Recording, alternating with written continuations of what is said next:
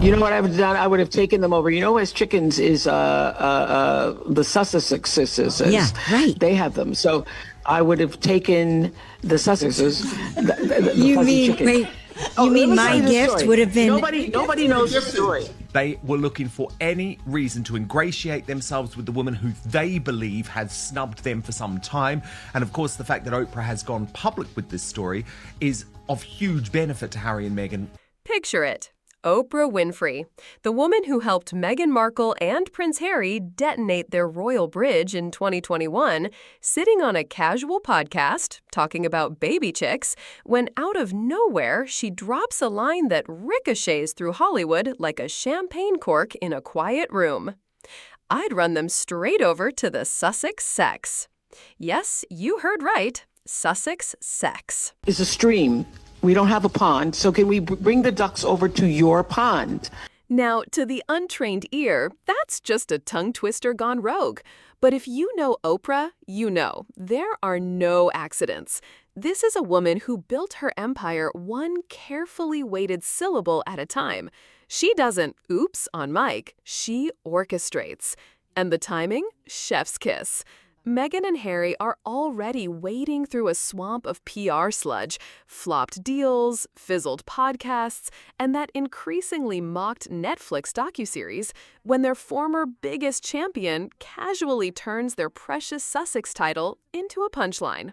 Let's not forget, Oprah was once firmly Team Meghan. That 2021 interview was the cultural earthquake, racism claims, mental health bombshells, the frostbitten royal welcome. Oprah didn't just host that interview, she delivered it like a masterclass in media warfare. And now, 3 years of radio silence. No Instagram birthday love, no cozy photo ops, no just had tea with my bestie Meghan humble brags. The Hollywood friend fade is real, and it is brutal. Then this podcast moment drops. Meghan's not hearing ha-ha slip of the tongue. She's hearing, I'm not protecting you anymore. Recoiled in shock. The American audience and many here in the UK fell for it hook, line and sinker, and there was worldwide speculation who in the royal family had made these remarks which were deemed as racist. Sources say Meghan lost it the second the clip hit her phone. Think not a single yoga breath in sight. This wasn't tabloid shade. This was Oprah, the person who once handed her the mic to rebrand her life, laughing at the very title Meghan has weaponized for years. And in Hollywood, Oprah's laughter is blood in the water. Once she cracks a joke, the unspoken rule is permission granted. Late-night hosts start sliding in digs. TikTok comedians run wild with Sussex sex sketches. Even C-list podcasters who couldn't tell you who the Duke of Gloucester is are suddenly experts on Meghan's branding crisis. Things that don't add up about this story. We're going to get analysis from it from Prince Harry's biographer Angela Levin in just one moment. But first, let's take a listen. Here's the thing. Meghan's whole post-royal identity has been stitched together with the Duchess of Sussex title. It's not just a name, it's leverage. Without it, she risks looking like, well, an actress with a few deals and a lifestyle pivot into fruit preserves. Yes, the jam thing is real. But now, the title's not a crown, it's a comedy prop. And the silence from her elite circle is deafening. Where are the Obamas? Beyoncé? Serena? Tyler Perry? Nowhere. In the entertainment industry, silence is never neutral. It's strategy. And poor Harry. Apparently, when he saw the clip, it wasn't the joke that stunned him. It was the symbolism. He's starting to realize that the shiny Sussex brand they've spent years polishing is slipping through their fingers. If Meghan's title can get dragged in a casual podcast laugh, what's next? There's even whispered speculation. That Harry's quietly assessing his personal exit strategy from brand Sussex if the ship keeps taking on water. The Oprah moment is more than just gossip gold. It's a turning point. In 2021, Meghan was untouchable. The narrative was tightly controlled, the sympathy high, the critics careful. In 2025, the sympathy's worn thin. The Rebel Duchess story feels tired, the deals are drying up, and now the person who once amplified her voice is casually mocking it. Style line so scandalously messy, even the Queen's corgis are judging.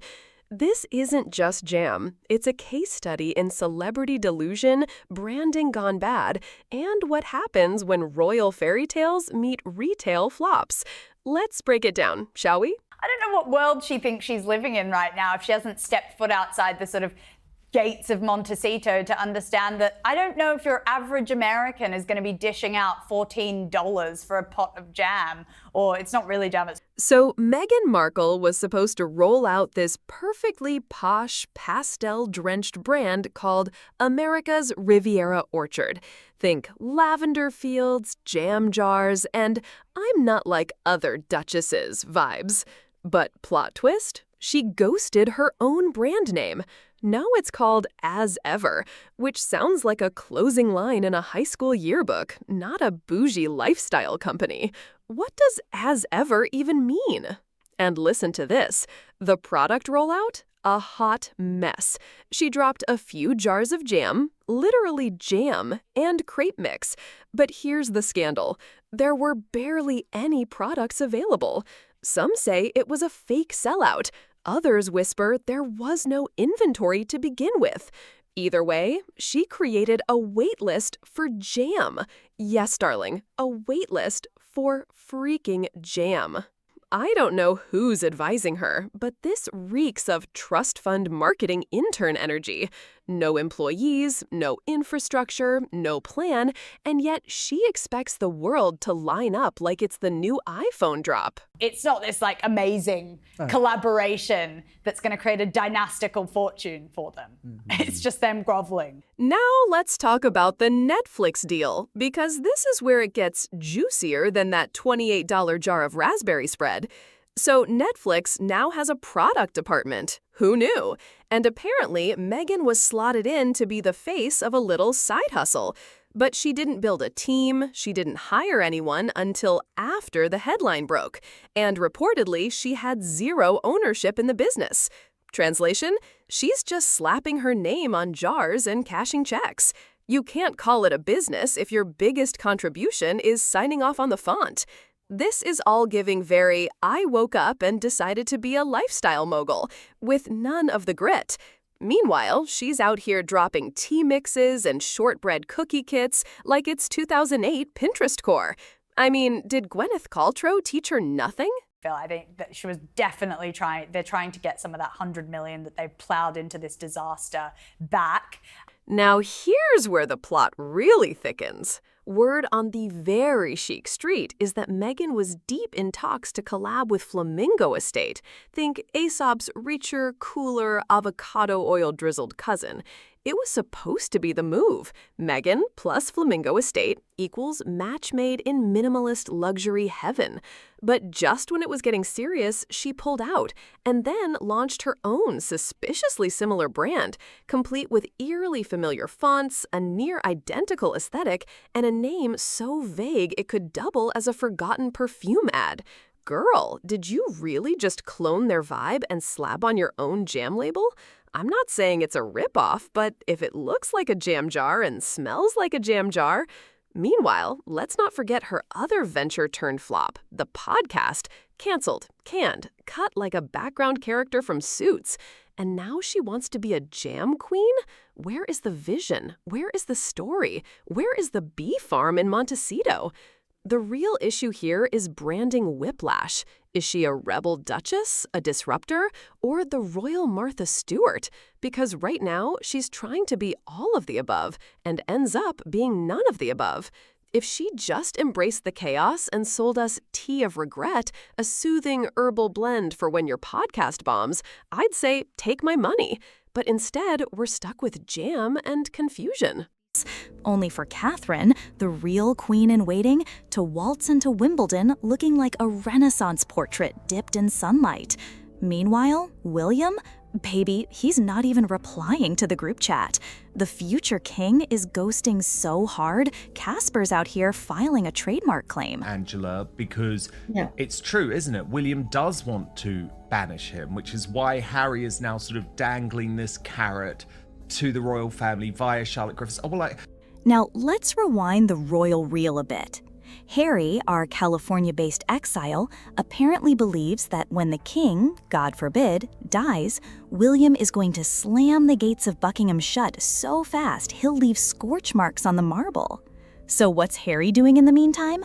Dangling himself in front of the palace like a vintage Dior coat at a clearance sale. Come on, someone buy me back. But William's in his Marie Kondo era. If it doesn't spark loyalty, he's not keeping it. And listen, I get it. Harry wants to carve out his identity, but right now it's giving podcast guest who won't leave the studio. Every time the royals breathe, Harry and Meghan leak a mysterious story. And this latest secret meeting between their team and palace aides? Girl, that was pure fanfic with a sprinkle of desperation. But he's advised by people, Californian advisors, who don't understand Britain. So they let the Mail do the photographs. They think it's clever for him to recreate. And you just know Meghan was behind that timing. I mean, the second Catherine steps into the royal spotlight looking like Wimbledon was created just to match her wardrobe, boom! The Sussex camp conveniently leaks a scoop. A meeting? On that day? Please, that's not PR strategy, it's main character syndrome on steroids. But here's the twist. William didn't even blink. No reaction, no denial, no sternly worded letter from the palace. And that, my loves, is where the real power is. Because Meghan's whole PR playbook, it thrives on opposition, drama, headlines, a royal rebuttal.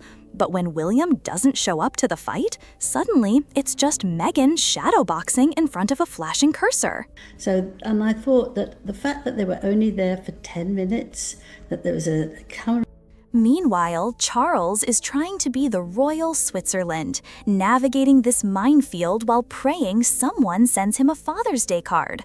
But let's be real, every time he plays peacemaker, it's like trying to hug a hurricane while wearing a velvet crown. William wants boundaries, Charles wants brunch, and Harry wants both attention and an apology with a side of Netflix residuals. And can we talk about Catherine for a second?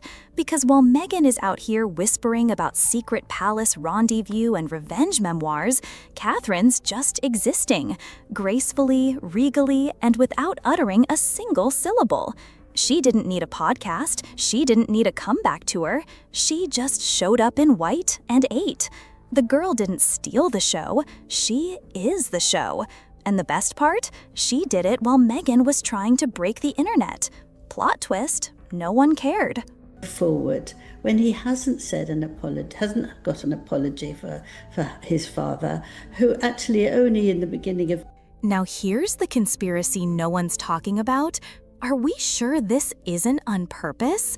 I mean, what if William is playing chess while Harry's still eating the checkers? He's not just ignoring them, he's erasing them. Palace insiders say William doesn't even mention Harry's name anymore. Not in meetings, not in Christmas planning, not even when the royal corgis bark in Morse code. And that, my friends, is the real punishment. No scandal, no drama, just nothingness. The royal mute button isn't just activated, it's locked in, password protected, and buried somewhere under the throne. So where does that leave Harry and Meghan? Floating in the royal abyss, desperately trying to light fires with a broken match. Their stories are getting less press, their leaks less traction. And without William playing villain, they've got no plot, just vibes, and not the good kind.